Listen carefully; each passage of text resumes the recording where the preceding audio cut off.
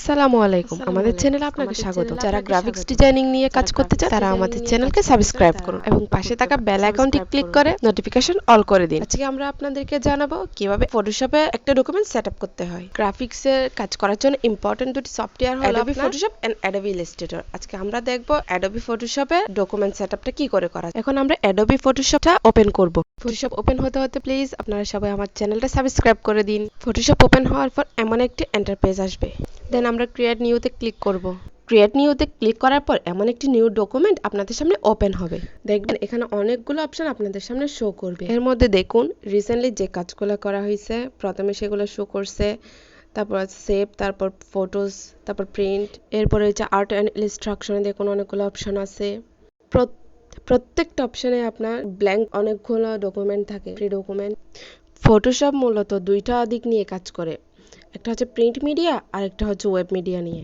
এখন print media কোনগুলো print media হচ্ছে যেগুলো এখান থেকে ডিজাইন করার পর আপনার বাইরে প্রিন্ট করা হবে যেমন ধরেন টি শার্ট আছে তারপর বিভিন্ন ধরনের লোগো তারপর বিজনেস কার্ড ফ্লায়ার ওই টাইপসের ওইগুলো আর ওয়েব মিডিয়ার কাজ হচ্ছে যে ধরেন ইউটিউব ব্যানার ফেসবুক ব্যানার ওই টাইপের কাজগুলো হচ্ছে ওয়েব মিডিয়া এখন আমি কাজ করব প্রিন্ট মিডিয়া থেকে লেটার সাইজটা নিয়ে লেটার সাইজ ক্লিক করার সাথে সাথে সাইজটা অটোমেটিকলি চলে আসছে এখানে যে অপশনটা দেখছেন এটা হচ্ছে ডকুমেন্টের নাম এটা আপনি মানে কি ডকুমেন্টে সেভ করতে পারবেন আপনি আপনার যে কোনো ডকুমেন্ট নাম দিয়ে সেভ করতে পারবেন XYZ আপনার যেই কাজ করবেন ওই নামে সেভ করবে এখন দেখুন সাইজের ক্ষেত্রে ওয়েট হচ্ছে 8.5 লেটার সাইজের আর হচ্ছে হাইট হচ্ছে 11 দেখুন এখানে একটা অপশন আছে এটা হচ্ছে আপনার স্কেলের কোন স্কেল আপনি দিতে চান এখানে আছে পিক্সেল ইঞ্চ সেন্টিমিটার মিলিমিটার বিভিন্ন অপশন আছে আপনি কোন স্কেলের মধ্যে এটা ক্রিয়েট করতে চান যেহেতু এখন আমরা প্রিন্ট মিডিয়া নিয়ে কাজ করছি সেহেতু আমাদের হচ্ছে এই ডকুমেন্টটা প্রিন্ট মিডিয়া সেট অনুযায়ী সেট আপ করতে হবে প্রিন্ট মিডিয়ার ক্ষেত্রে স্কেলের যে কোনো একটা ইউজ করা যাবে যে পিক্সেল ইঞ্চ সেন্টিমিটার মিলিমিটার যেটা সব ইউজ করা যাবে কিন্তু বেশিরভাগ ক্ষেত্রে ইঞ্চ নিয়ে কাজ করলে বেটার হয় এর নিচে দেখুন ওরিয়েন্টেশন নামের একটা অপশন আছে ওই অপশনে আবার দুইটা ক্যাটাগরি আছে প্রথমে যে লম্বালম্বি অপশনটা দেখছেন এটাকে বলা হয় পোর্ট্রেট অথবা ভার্টিক্যাল পেজটাকে যদি লম্বিভাবে সাজাতে চাই তখন এটা দিয়ে কাজ করা হয় এরপর নেক্সট যে অপশনটা দেখছেন ওটাকে বলা হয় ল্যান্ডস্কেপ অথবা হরিজন্টাল এটা হচ্ছে দেখুন পেজটাকে যদি একটু চ্যাপ্টা করে সাজাতে যাই তখন এই অপশনটা নিয়ে কাজ করতে হয় এরপর আছে রেজুলেশন প্রিন্ট মিডিয়ার ক্ষেত্রে রেজুলেশন দিতে হয় 300 এরপর আছে কালার মোড আছে অনেকগুলা কালার মোড আছে তার মধ্যে আমরা প্রিন্ট মিডিয়ার জন্য কাজ করব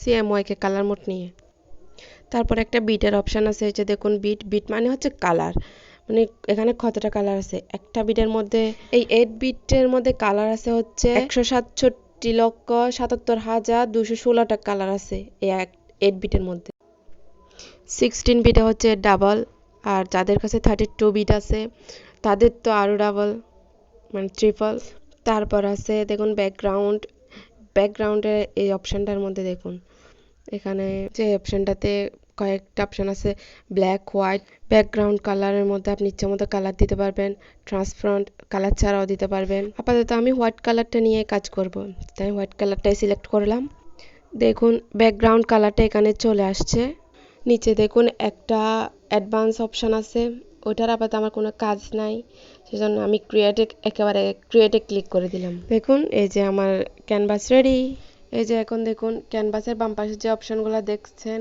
ওগুলাকে বলা হয় যে টুলবার এই টুলবারগুলো দিয়ে সব কাজগুলো করতে হবে উপরে যে অপশনটা দেখছেন সেটাকে বলা হয় যে মেনু বার এর নিচে যে অপশনটা আছে ওইটাকে বলা হয় অপশন বার ডান পাশে যে অপশনগুলো দেখছেন এগুলাকে বলা হয় ফ্লোটিং প্যানেল যে মেনু বারটা রয়েছে তার প্রত্যেকটা মেনু বার প্রত্যেকটা অপশনের ভিতরে আলাদা আলাদা অপশন রয়েছে প্রত্যেকটার মধ্যেই আছে এখানে কিছু অপশন আছে অ্যাক্টিভ কিছু আছে ইনঅ্যাক্টিভ যেগুলো আছে সেগুলো আমরা যখন কাজ করতে যাব তখন এগুলা অটোমেটিক্যালি অ্যাক্টিভ হয়ে যাবে প্রতিটা অপশনের ভিতরে গিয়ে আপনি অনেকগুলো অপশন পাবেন এগুলার মধ্যে আপনি আপনার এডিটিং এর সব কিছুই পেয়ে যাবেন মেনু বারের নিচে যে অপশন বারটা আছে এটা হচ্ছে মুভ টুলের অপশন বার এখানে দেখুন গ্রুপ আর লেয়ার আছে আমরা আপাতত লেয়ার নিলাম অপশনগুলো হচ্ছে যখন আমি কোনো কাজ করব তখন অ্যাক্টিভ হবে এখন ইনঅ্যাক্টিভ অবস্থায় আছে ফটোশপের ইম্পর্টেন্ট একটা পার্ট হচ্ছে লেয়ার।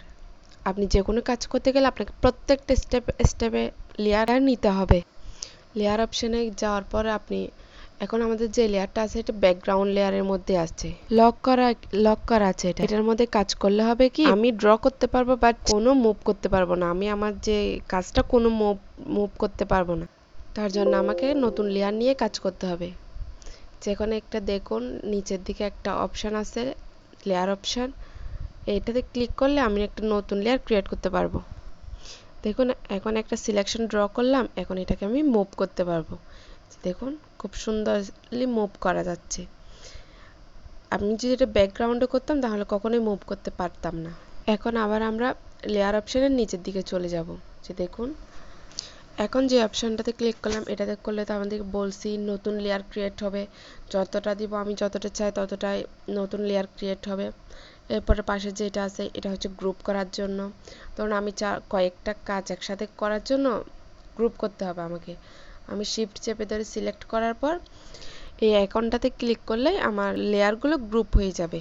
ওয়েট, লেয়ারগুলোকে একটু উপরে টানি, তার আগে এগুলো একটু ডিলিট করে আবার নিয়ে আসবো যখন আমার লাগবে। এখন আপাতত আপনি লেয়ার বোঝাচ্ছি, লেয়ারটা ভালো করে বোঝার জন্য আমি একটু ক্লিন করতে। এখন দেখুন লেয়ার অপশনটাকে এখন শিফট চেপে ধরে সিলেকশন করার পর যখন আমরা এই যে আইকনটাতে ক্লিক করলাম, ক্লিক করার পরে গ্রুপ হয়ে গেছে। দেখুন গ্রুপ 1 2 এরপর দেখুন এর গ্রুপের পাশে আরেকটা আইকন আছে, এটা হচ্ছে কালারগুলোকে সলিড গ্রে করার জন্য যখন কাজ করব তখন এগুলো বোঝাবো। তারপর এর পাশে আছে মার্কসিং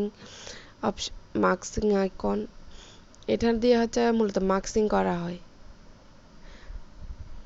এটার কাজে যখন আমরা কাজ করতে যাব তখন হচ্ছে এটা আরো ভালো করে বোঝাবো মার্কসিং কি, সেটা বুঝিয়ে দিব। না এটা নিয়ে আরো ভিডিও বানাবো আপাতত। তারপর এখানে দেখুন ব্লেন্ডিং অপশন আছে, মোটামুটি সব কিছু এখানে আছে। আমার এখন কাজ করতে গেলে আমার শুধু যেটা প্রয়োজন হবে ওটা আমি কাজে লাগাবো। কারণ লেয়ার নেওয়ার পরে তো আবার ডিলিটের একটা অপশন আছে, যদি আমার কাজে না লাগে ডিলিট করব।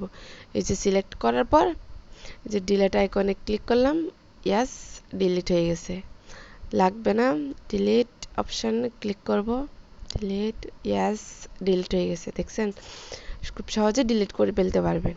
দেখুন এরপর এখানে কিছু অপশান আছে যেগুলো হচ্ছে লক করার জন্য।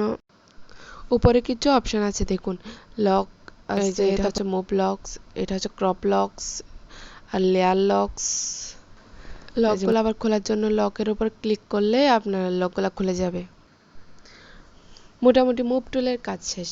এবার আমরা নেক্সট পার্টে দেখাবো হচ্ছে রেক্টেঙ্গুলার মার্কিউ টুলের কাজ, এটার অপশান, এটা কিভাবে কাজ করে, কত প্রকারের কাজ করে, সব কিছু ডিটেলসে দেখাবো। পরবর্তী ভিডিওটি পেতে আপনারা আমার চ্যানেলকে সাবস্ক্রাইব করে রাখুন। আর কোনো ভুল হলে ক্ষমার দৃষ্টিতে দেখবেন, আমাকে কমেন্টসে জানাবেন। নেক্সট ভিডিওটা পেতে আপনারা আমার চ্যানেলটিকে সাবস্ক্রাইব করে রাখুন। আসসালামু আলাইকুম, আল্লাহ হাফেজ, সবাই সুস্থ থাকবেন।